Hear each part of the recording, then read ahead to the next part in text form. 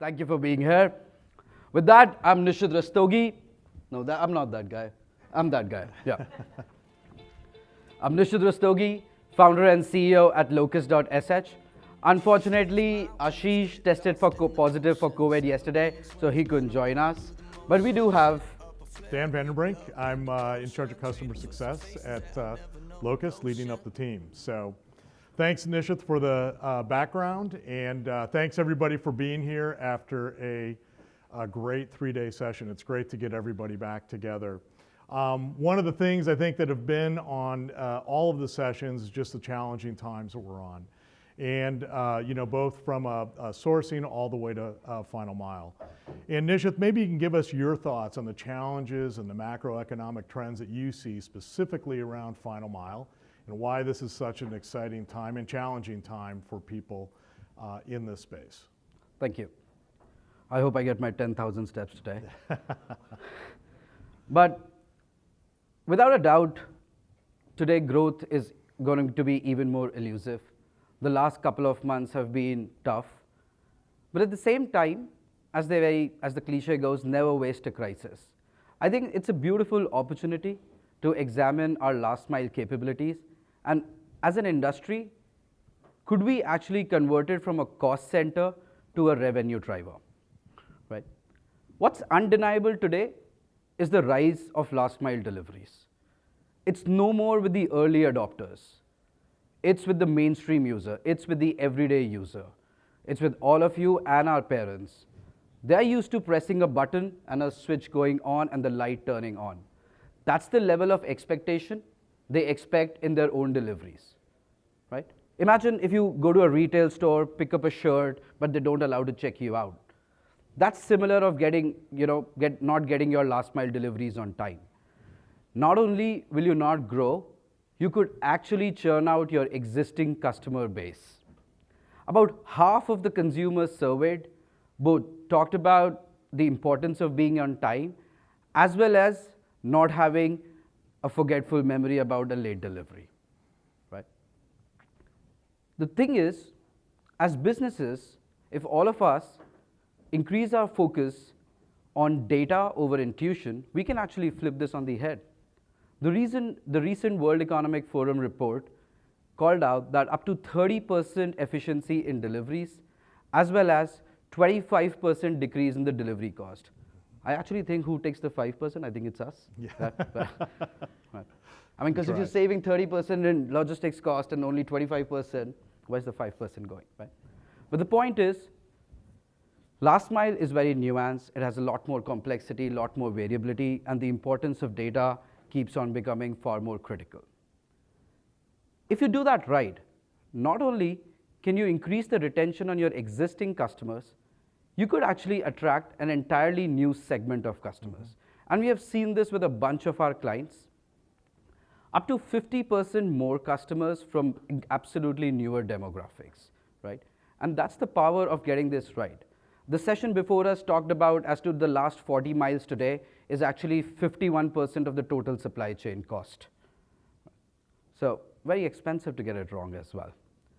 But it is the critical driver for revenue today for a bunch of not only new age e-commerce company, but every single enterprise. Absolutely, absolutely. And one of the things, I've been at Locus now for about a year, and I remember when we were talking, I think I was in Florida going on vacation when I was on Full circle. Full circle, and back here again today. But I remember when we were initially talking, and I was looking at coming on board. One of the things that really excited me was just the whole journey of Locus, how you got started, the problem you were trying to solve, and how it evolved into tackling this most complex problem we're addressing today. So tell us a little bit about that journey, Nishit. I mean, I would love to stand here and say that 7 years back I was smart enough to imagine what the world would be like today, but I wasn't, right? Yeah. I was primarily solving for my own problem, which was getting my own pizza on time, right?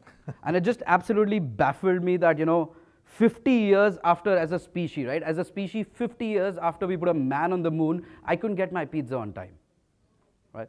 So that's what we started attacking. I pinged my fellow AWS architect. I was building the Amazon Web Services machine learning system. I had another architect who was also equally, both pissed and careful about his pizza, right? We both got together, called up a couple more friends from Carnegie Mellon. They were doing actually one of them was building the, mRNA vaccine on the HIV, and we rented out an apartment. Then we rented out another apartment. Then we rented out 9 apartments before our building said that, hey, this is illegal, you should get an office. Right. Over the years, what started out as an experiment of 2 kids trying to get their pizza on time has evolved into a global growth story. Today, I'm blessed to have right from sovereign funds to the leading hedge funds to leading, companies' balance sheets like Qualcomm backing us. We serve customers in over 30 plus countries. We have teams in 7 plus countries split across 4 continents, 300 families that we are supporting, 14 patents later. What we do is we started from evolving from a simple routing algorithm. The point was, in theory and practice is same, but in practice it's often not, right? Routing was always a topic for academicians who were designing it for spherical chickens in vacuum. In real life, your chickens are not spherical and there's a lot of friction on the road. If you don't account for that, you totally blow away the precision, the customer experience that's required in the last mile delivery. Because imagine, for almost 4 out of 10 deliveries, they're not going to the store, they're going to a customer's home, right? We started out from building just a routing algorithm. For the first few years, we were actually just a command line thing, right? If I'm not wrong, for the first 1,200 days, we didn't have a single MBA in the team, right? But now we have evolved into an end-to-end order-to-delivery platform. What do we mean by that? Right from the point where either for a B2C company or a B2B company, even before the order is created, often when we think about optimizing last mile, we talk about optimizing the transportation, right? But if you look at it, not just optimizing dispatch, but what should be dispatched is an equally important question, right? Can you incentivize customers to bulk up their orders, both on the B2B side as well as the B2C side? So right from the checkout process, we plug into your order management system, and in under 2 weeks, we can bring value to your SIM by taking over your entire dispatch. We install an agent behind your firewall, which constantly plans for your deliveries, monitors them on the ground, and creates an active learning loop to predict it. I've been in over 1,000 CXO rooms, and one common thing everyone told them is, I don't know what's happening on the ground, which became a big problem. It wasn't a question of visibility. The knowledge to make deliveries happen was split across thousands of their workforce, right? It was the tribal knowledge. So it was really important to also absorb into the system, which makes it a very classical case of both machine learning and optimization without using it as a buzzword. Today, Locus plugs in right from the stage of the order till the point it delivers to your customer, and your analytics, both short-term analytics on what happened on the time, as well as strategic analytics as to where should you be setting up a warehouse. That is no more a function of consultants. That's a function of just opening up a dashboard after doing deliveries for 4 months and seeing. We effectively make your entire logistics hackable, right? If anyone of you have played Minecraft or SimCity, now you can do that in real life. We have done about 650 million deliveries, delivering several billions of items, covering over 2 billion miles, saved, and this is the part I love, right? I mean, I can blame my youthful utopia to it, but I'm a sucker for purpose. And we have actually, saved enough fuel to launch about 2,400 missions to the Mars, hopefully to 1 to Pluto, right? The carbon emissions. We'll talk about carbon emissions a little more later in the talk. But today, sustainability is no more driven by investor mandates, by your CSR, but it's actually driven by the consumers. I live in London, and a bunch of retailers today are offering actually not next day deliveries, but they're offering consumer an option to get it delivered 2 days later if it helps the environment. the adoption of that is as high as 80%. Everybody wins. We started working by new age companies, startups, but today we are across like global companies across their global footprint. Unilever, which has always been one of the masters of supply chain in the Gartner quadrants, we work with them across 20 plus countries on 30 plus use cases across 4 different lines, right from delivering your favorite ice cream to my favorite face cream. Yeah, you see this? This doesn't come just like that. But more importantly, right, at least for me personally, it's often what I hear when I go back to the warehouses. So I'll tell you a story from when we deployed to the DHL India warehouses, right? I was wearing like this Locus shirt and I had like this meeting and I had the jacket on.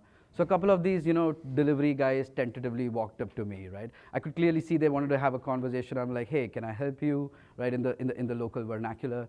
And what they told me is something that, just always drives me. They said, yes, we deliver to the customer on time and that makes us happy. But if we deliver to the customers on time, we end our shift on time.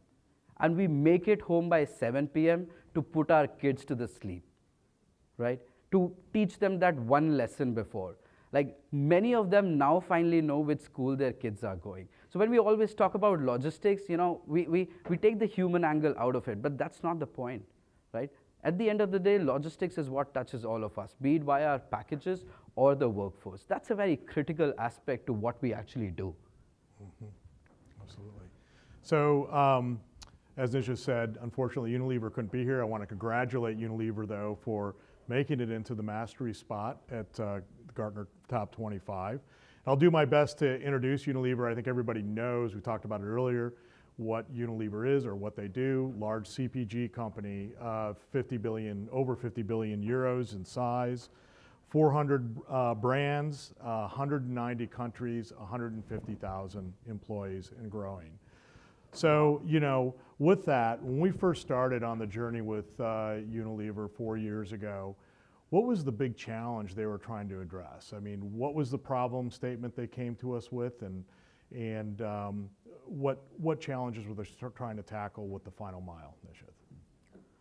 What interested me the most when they came to us was that it wasn't actually their chief of operations or chief of logistics that came to us. It was their head of route to market. And that puzzled me equally, right? And this is how he explained it to me. The way he explained it to me is that your local shopkeeper is a Unilever shopkeeper, but that person is also an Amazon customer. He has already experienced e-commerce. And that's the experience today B2B retailers are demanding from the brands and manufacturers, right? Because that guy is point blank questioning, hey, I call an Uber, it comes in 5 minutes, I can see it come. I order from Amazon, it comes the next day. You are the guy I'm paying $500,000 a month to. Why can't you deliver to me every day, right? The thing is, it wasn't just a whine. There is a very interesting nuance to that. Every brand, every manufacturer, in their attempt to cater to more and more customers, we have gone through an age of SKU explosion, right? Previously, there used to be one Vaseline, right? Now I got a Vaseline for my face, a Vaseline with Jojo bar in it, a Vaseline for my feet, a Vaseline for my body, and one that looks like a fruit salad, right? The point is the shelf space is same, right? The shelf space is absolutely same. As a matter of fact, the real estate prices have been climbing. There are shops in the greater Tokyo area which are replenished today as we speak 4 times a day, from once a week just 8 years back. That's the shift. It's not an incremental shift. It's an order of magnitude shift. It completely broke how they were working. And if your distributor is not happy, if your retailer is not happy, you're effectively sacrificing consumer growth. So how to maximize their reach, how to increase their throughput, that was the overarching problem they came to us with. Fantastic. And I know, it's been a great story for both of us. We started off obviously with 0 depots. We're now at 600 depots with Unilever and turning a new one on every 2 weeks with our platform. But the question that always comes back to me, I mean, this was 4 years ago. You kind of talked about the guys in the apartment. Yep. Why did Unilever decide to partner with Locus on this really challenging and strategically critical problem back then? When we finally signed the Unilever contract, right? Just to validate your question, I get it, right? Like, why did they work with a tiny organization back then, right? When we signed like the global contract, I remember they had to change their vendor registration norms because they couldn't do like a global contract for a company not older than 3 years. Now the reason they had to do that entire change management and they went over the entire legalese was that Unilever is actually a really educated buyer, an early adopter, and they very clearly understood the fact that the last mile has a lot more nuances. Your decision making doesn't happen at a quarterly or yearly frequency. It happens by the minute. The precision requires is unprecedented. It's actually 3 times the precision required to deliver to a shop. But that's further complicated by the fact that the variability is even more higher, right? So the way to conduct last mile, it's not just that, hey, you were delivering till here, add another 20 kilometers, right? It requires a completely fresh approach, a completely new technology perspective, right? And that's what they found in us. And since then, and this is about like 4.5 years back, since then we have continued to stay just on the final mile, right? Focusing on surface transport under 100 miles of distance with 1 stop, 1 hop, in the first mile, in the last mile space, but that's all we do, right? Yes. For across all our clients, across all the nations, across all the teams. And very famously, the Unilever CSCO recently said, agility beats forecasting by 10, right? And that's the important thing in the last mile. There is just fundamentally so much entropy you can't really predict, but what you can do is prepare yourself to react by the minute and not by the quarter or the year. Absolutely. It kind of brings back, I don't know if everybody or if many of you saw, the future of supply chain presentation. And there were 3 key factors that they brought up there: visibility, automation, and real-time execution. And I think that real-time execution and that automation really enables everything, and the visibility is really one of the key reasons why it appears Unilever went with us, right? A big benefit they're getting in terms of seeing how their operations are working, being able to understand what's happening, and to be able to react to that in a real-time fashion. The other piece that came out of that, and I think this is just a great, powerful statement, is that this final mile and how companies engage with the customers can drive a lot of innovation and growth. That was a big reason Nisha talked about earlier with the more frequent deliveries, being more reactive and responsive to customer needs. But maybe Nisha, go through a couple other accounts where you've seen that, and maybe even highlight where you see companies actually combining both the delivery of product, but also the service and different offerings to the customer outside of just delivering a parcel. Absolutely. The best companies today actually don't refer to their workforce as last mile delivery personnel. They refer to them as the last mile sales personnel, right? Let me give you an example of this small eye care brand, which over 5 years became like a $6 billion giant.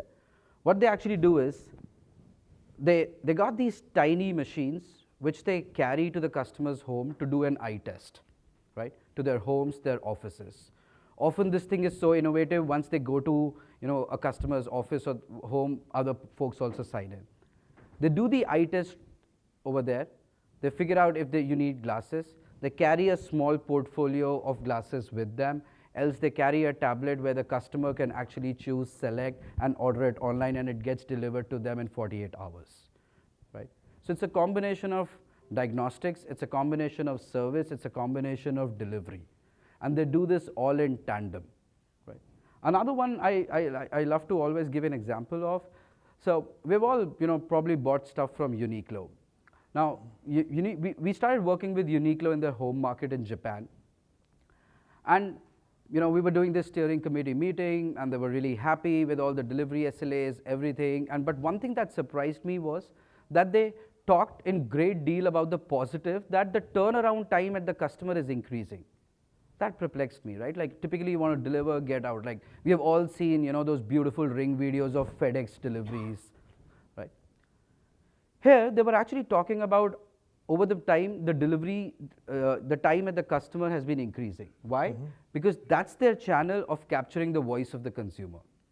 They're talking to them about what they liked in the product, what do they want to return, what would they have bought together, right? And that feedback is not just changing their delivery experience, but they're actually taking that feedback and changing their product lines. If the consumer is not coming to your retail store, you are effectively going to the customer's home, right? And the customer is just happy to see somebody in a Uniqlo uniform delivering their things. This is the time they, this is like, the casual chit chat that happens at the checkout counter. That's the experience they're replicating at the point of delivery. Right. It's a fantastic separate feedback mechanism outside of the typical online experience. Some customers, as we know, just aren't as adept at the online piece and want to give that feedback, and that interaction is really critical. One of the great cases since I've come aboard that I really like is, I think everybody here has probably heard of Tata. There's a group within Tata called Chroma. They're kind of like an electronics appliance goods deliverer out to within India. And they're doing a lot of innovation around there. They're actually looking at consolidating with other divisions within Tata in terms of how they do their final mile. But one of the biggest challenges they have is they are looking at it not just from delivering the product like a washing machine, but also coordinating that with the installation and the removal of the old product. And so in that case, we've had to work with them and help them scale rapidly. So into new cities, into new locations, both the delivery piece, the service piece, and pickup piece, and do that in a tightly coordinated fashion. And today, Tata is really using us as one of the big drivers or the big enablers of their growth in this field. So, on to the next piece on this side. Why don't you talk a little bit, Nishith, about the future? How do you see all of this playing out in the future? What are some of the key things that everybody here should be cognizant of as they look at their final mile strategy and approach? When I visited Dubai once, one of the most fascinating things I found was they actually have something called as the Minister of Future. I mean, that's a title I would love to retire to someday, right? But according to me, I mean, we're living in a very interesting time, right? Like your groceries take shorter to you than an ambulance to reach you, right? But this has come at a cost, and that cost has been paid by the environment. Last 5 years were all about the speed of the delivery, right? But as deliveries become mainstream, companies can't choose versus. They need to choose and. So today, we're going to be facing the challenge of delivering at the same speed, because you can never lower the consumer expectation, but doing that sustainably. That's going to be a very, very big driver, right? As we talked a little earlier in the presentation, that sustainability is not being mandated just by the, the BlackRocks of the world and their investors and the ESG and the CSR, as this cute little thing. But this is actually the primary competitive differentiator that they're using to generate more consumer demand, right? And nothing personally pleases me further about this, right? Because speed, reliability, and sustainability, you can't anymore make a trade-off on this. As a brand, if you want to grow, and that could as well be a transportation brand, right? Not just a manufacturing brand. You need to do all three of these together. And personally, I believe that's not just the future of deliveries, that's the future of retail. That's the future of how we buy anything, right? That's where, according to me, we're headed out. Fantastic, fantastic. Well, thanks everybody for your time today. We really appreciate it. Please reach out to us if you have any additional questions about Locus or about the future of this exciting area. And we look forward to hopefully partnering with you in the future. Thank you. Thank you.